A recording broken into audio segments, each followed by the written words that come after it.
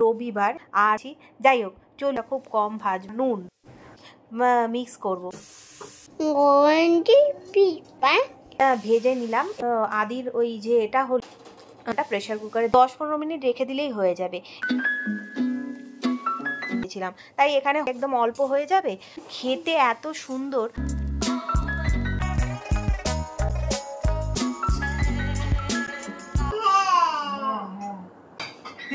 পেরেছে তাই করেছে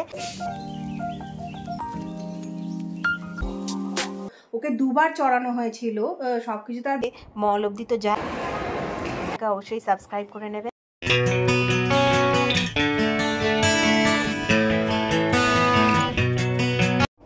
হ্যালো বন্ধুরা গুড মর্নিং কেমন আছেন আপনারা সবাই আশা করছি আপনারা সবাই খুব ভালো আছেন আজকে রবিবার ব্লগটা দিতে একটু দেরি হচ্ছে তার কারণ রবিবার সোমবার মঙ্গলবার পর আমরা বেরিয়েছিলাম আর ফিরে আসতে জানেন তো অনেক লেট হয়ে গেছে আর রাত্রিবেলা লেট করে ফিরলে আর তখন ব্লগ এডিট করতে আর বসতে পারিনি তো যার জন্য আজকে মঙ্গলবার রাত্রিবেলা এখন বসেছি মানে এই ফিরে এসে বসেছি ব্লগ এডিট করতে তো কতটা করতে পারবো জানি না প্রচণ্ড টায়ার্ড মানে ব্লগ এডিট করতে করতে বলতে পারেন যে আমি ঝিমিয়েই যাচ্ছি তাও করছি যাই হোক চলুন ফিরে যাই আবার রোববার দিন দেখুন রোববার দিন সকালবেলা আজকে একটা বাচ্চাদের ভীষণ হেলদি রেসিপি দেখাবো এই প্রথমে কড়াতে একটু বাটার নিলাম তার মধ্যে রসুন কুচি দিয়ে দিলাম আর একটু জিরে দিয়ে দিলাম এবার তার মধ্যে পেঁপে আর আলু দিয়ে একটু ফ্রাই করে অল্প একটু পেঁয়াজ দিলাম পেঁয়াজটা খুব বেশি ভাজবো না পেঁয়াজ যত ভাজা হয় জানেন তো তত কিন্তু বেশি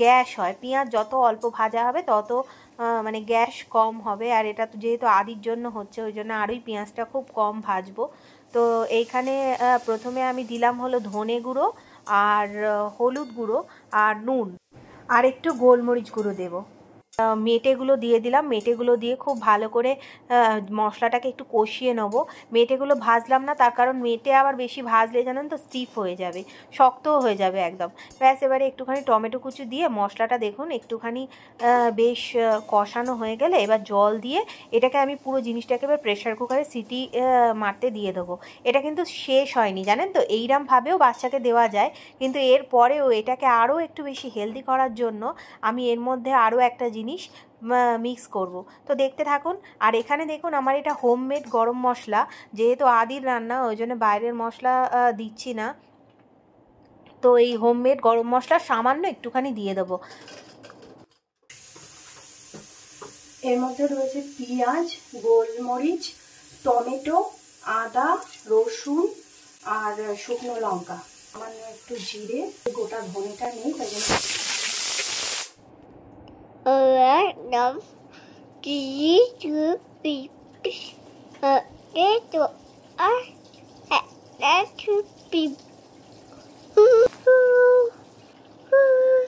বল বল কি বলবি বল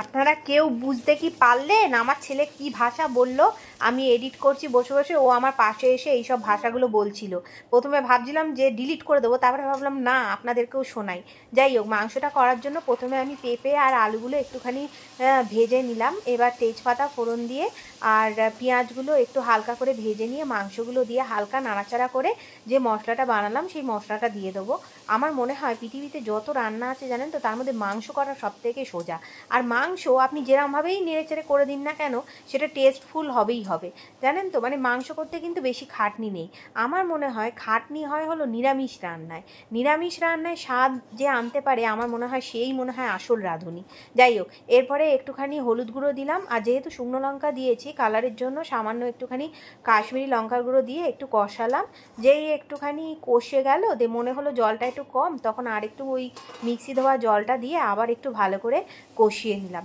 আজকে মাংসটা যে পদ্ধতিতে করবো এরমভাবে জানেন তো আমার মা করে মানে প্রথমে কড়াতে মাংসটাকে খুব ভালো করে কষিয়ে নেয় এরপরে পরে আবার একটুখানি আলু আর পেঁপেটা দিয়ে একটুখানি কষায় তারপরে প্রেসার কুকারের মধ্যে এই কষানো মাংসটা দিয়ে কড়াটার মধ্যে একটু জল গরম করে নেয়। আচ্ছা, বাকিটা পরে বলছি। এই দেখুন, এইখানে আদির ওই যে এটা হলো, যেটা প্রেশার কুকারে 4খানা মতন সিটি আমি দিয়ে নিয়েছি।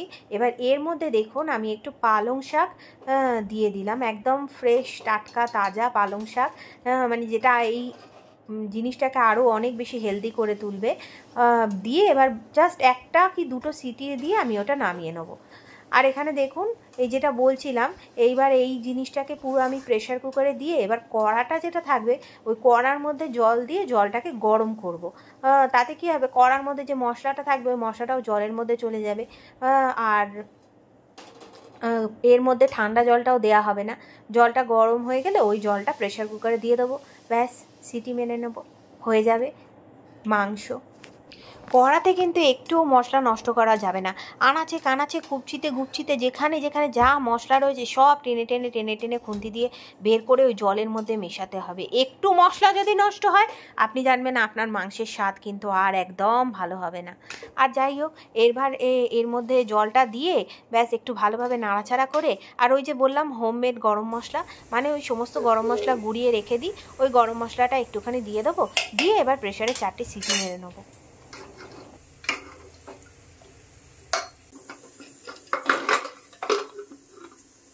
একদিকে প্রেশার কুকারের ঢাকা বন্ধ করলাম, মানে সিটি মারার জন্য দিলাম, আর একজন বললো আমার সিটি কমপ্লিট হয়ে গেছে আমাকে বন্ধ করো। এবার দেখুন আজকে একটা খুব ভালো নিরামিষ রেসিপিও দেখাবো। প্রথমে এখানে দেখুন বেগুনগুলোকে মানে খুব ভালো করে নুন আর হলুদ মাখিয়ে না চাপা দিয়ে মানে 10-15 মিনিট রেখে দিলেই হয়ে যাবে। এবার কড়াতে খুব ভালো করে তেল গরম হলে বেগুনগুলোকে আমি চিপে চিপে জলটা ফেলে দিতে হবে। জলটা ফেলে দিলে মানে এটা রাখলেই দেখা যাবে যে জল হয়ে গেছে, আমি বেশিক্ষণ রাখতে পারলাম না। আর এদিকে দেখুন আদির যে হেলদি স্যুপ বলুন, মেটের ঝোল বলুন, যাই বলুন, ওটা কমপ্লিট হয়ে গেছে।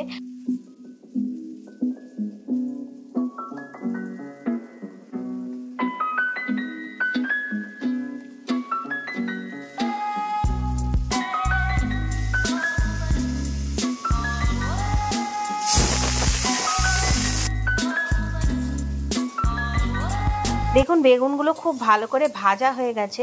এইখানে কিন্তু একটা জিনিস, মানে এই রান্নাটার ক্ষেত্রে বেগুনগুলো কিন্তু গলে গেলে চলবে না। মানে দেখুন এই যে শুনতে পেলেন আওয়াজটা, মানে বেগুনগুলো ওরকম ছন ছন করে আওয়াজ হতে হবে, তবে গিয়ে কিন্তু রান্নাটায় স্বাদ আসবে। ব্যাস এবার সামান্য তেল না থাকলেও কোনো ব্যাপার না, পালং শাকগুলো দিয়ে দেবো, সামান্য একটু নুন দেবো কারণ বেগুনের মধ্যেই পরিমাণ মতো নুন আমি দিয়ে দিয়েছিলাম, আর হলুদও দিয়ে দিয়েছিলাম, তাই এখানে হলুদ না দিলেও চলে, আর নুনটাও একদম সামান্য কারণ এটা তো একদম অল্প হয়ে যাবে। ওই জন্য এখানে প্রথমে দেখুন একটু চিনি দিলাম, পোস্ত দিলাম, আর কাঁচা লঙ্কা দিলাম, আর ঘি দিলাম, ব্যাস। এবারে এই সামান্য দেখুন একটুখানি মানে হালকা জল যখন থাকবে তখন বেগুনগুলো দিয়ে একটু ঘেঁটে মানে মেখে মেখে নামিয়ে নেব, কিন্তু এমনভাবে মাখাতে হবে যাতে বেগুনগুলো না ঘেঁটে যায়। এই রেসিপিটা খেতে এত সুন্দর, মানে এটা খেতে এতই সুন্দর, আপনাদেরকে আমি দেখাবো, মানে আদি পর্যন্ত এখানে আমি কাঁচা লঙ্কা দিয়েছি, মানে এটা তুলে তুলে খাচ্ছে। আপনারা পরে দেখতে পাবেন যে খাবার টেবিলে বসে আদি শুধু এই পালং শাকটা খাওয়ার জন্য কি করছে।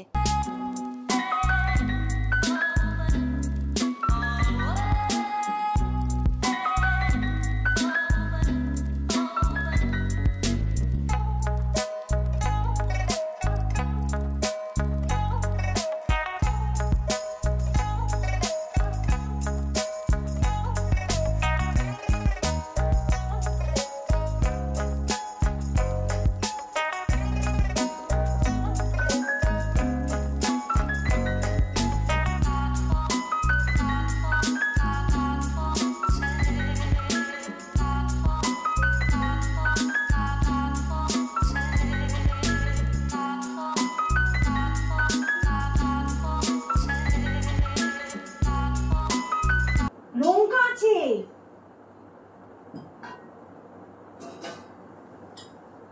ভালো আমি দেবো তোমার। একটু বাবা আমি দিচ্ছি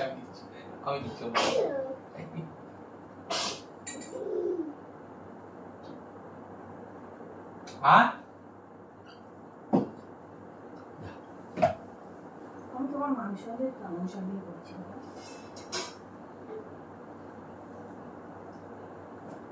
দিচ্ছি দিচ্ছি দিচ্ছি।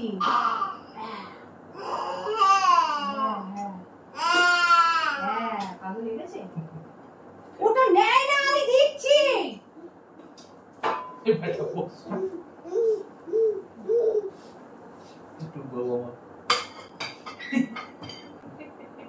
কি আনন্দ, আজকে নিত্য নতুন খাবার হয়েছে। আমি দিচ্ছি। আমি আর কি কোনো বিয়ে বাড়িতে গেলে বিয়ে বাড়িতে আসবো, আমাদের চিন্তা করবে না, বলবি বাবুটা একটা পেটু গেছে গেছে পড়ে যাবি।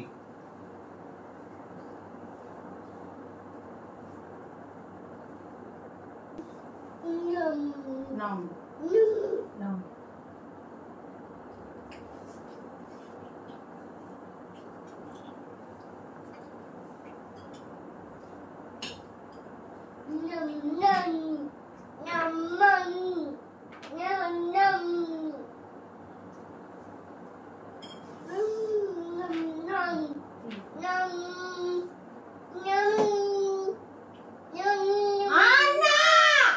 বেশি খেতে নেই শাক, এখানে শাক আছে। পাপা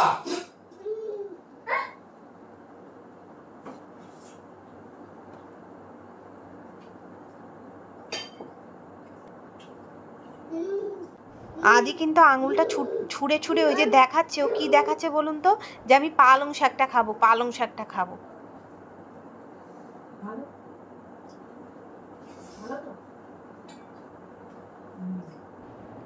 এইবার দেখুন মেয়েটা খেয়ে পালং শাকটা ভুলে গেছে।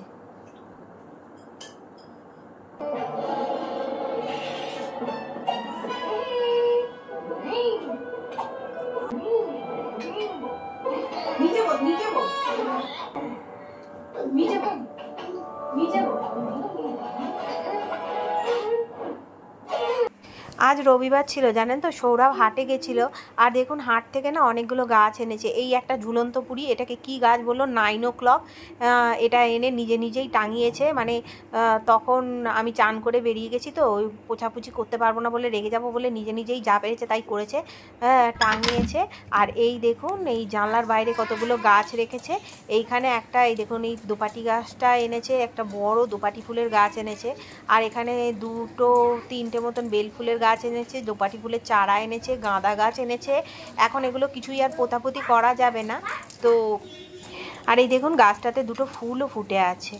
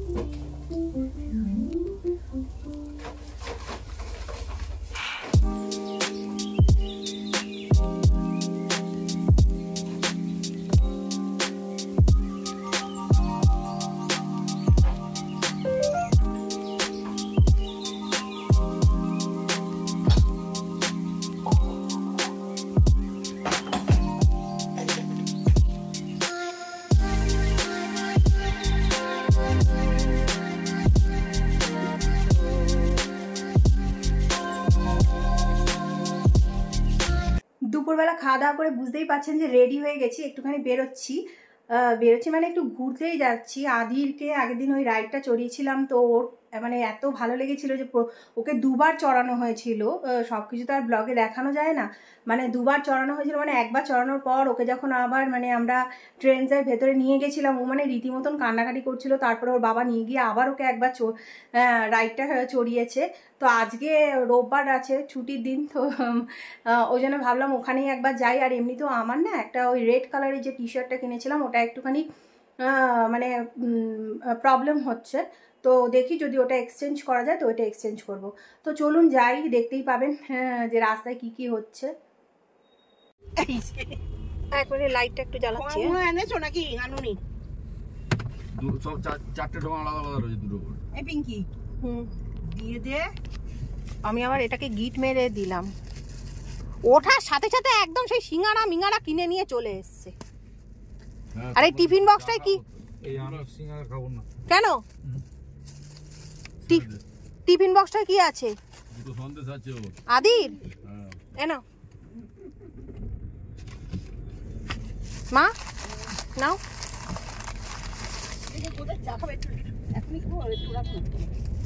ঠান্ডা হয়ে যাবে। বাবা আজকে জানেন তো গাড়িতে মানে ওঠার আগেই আমাদের ফ্ল্যাটের সামনে একটা দোকানে খুব ভালো সিঙ্গারা করে, তো দুটো দুটো করে সবার জন্য মানে আলাদা আলাদা প্যাকেটে সিঙ্গারা কিনে নিয়ে চলে এসছে যে আমরা যেতে যেতে খাবো, গাড়িতে তো আর কোথাও কিছু কিনতে পারবো না। আর আদির জন্য দুটো সন্দেশও কিনে নিয়ে চলে এসছে। তো যাই হোক, সন্দেশটা আদিকে পরে খাওয়াবো, এখন আপাতত আমরা সিঙ্গারাটা খেতে খেতে মল অবধি তো যাই।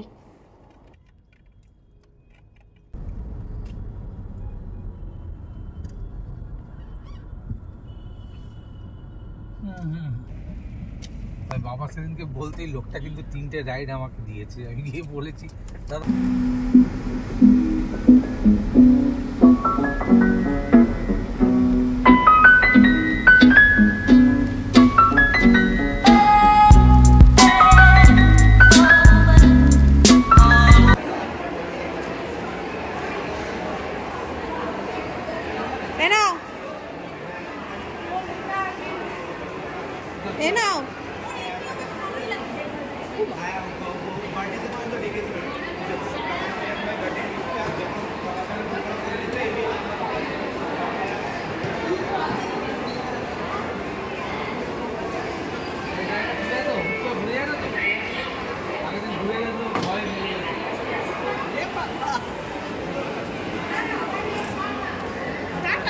ধরো তো এরম ভাবে একটুখানি।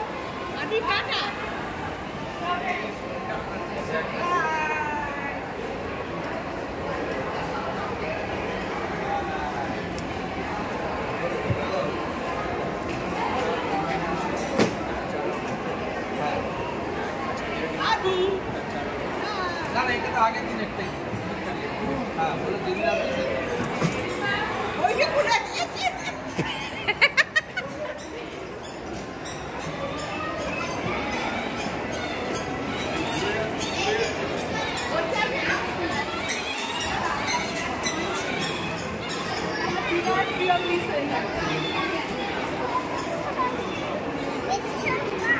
না না ধরো, বসো বসো বসো বসো বসো বসো, স্টিয়ারিং ধরো স্টিয়ারিং ধরো স্টিয়ারিং ধরো।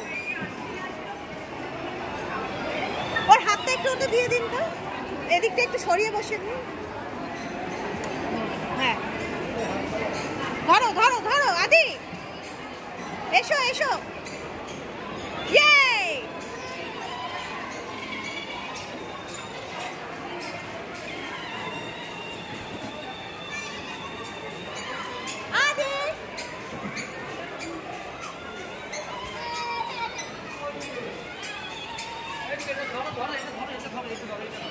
এর কটা রাউন্ড রয়েছে? ওর কটা রাউন্ড রয়েছে? এটা এক রাউন্ড হলো। আচ্ছা ওর দুটো রাউন্ড একটু পরে করানো যাবে? হ্যাঁ মানে এখন এইমাত্র ঘুম থেকে উঠেছে তো। এখানে দেখুন আমি ট্রেন্ডসের মধ্যে জামাটা এক্সচেঞ্জ করব বলে লাইনে দাঁড়িয়ে আছি, আর মানে এক্সচেঞ্জ করা হয়ে গেছে বিলটা করব বলে। আর ওখানে মাকে বলেছিলাম আদিকে নিয়ে বসে থাকতে, তো ওখানে কতগুলো মেয়ে মানে আদিকে নিয়ে খুব আদর করছিল, তো সেগুলোই দাঁড়িয়ে দাঁড়িয়ে দূর থেকে ভিডিও করছিলাম। তো আজকের ভিডিওটা এতটাই, আশা করছি আপনাদের ব্লগটা ভালো লেগেছে। যদি ভালো লেগে থাকে লাইক কমেন্ট শেয়ার করবেন, আর যদি একটু বেশি ভালো লেগে থাকে তাহলে চ্যানেলটাকে অবশ্যই সাবস্ক্রাইব করে নেবেন। দেখা হবে আবার একটা নতুন ব্লগে, মানে সোমবার দিন কি করলাম সেটা নিয়ে এর পরের ব্লগটাই আপনাদের দেখাবো। আর আজকে যে টি শার্টটা এক্সচেঞ্জ করলাম, পরের ব্লগে আপনারা আমাকে ওই টি শার্টটা পরেই দেখবেন। মানে আমার না কিছু তোলা আর থাকে না, সবই আমি পরে নিই বেশিরভাগটাই। Good night, by.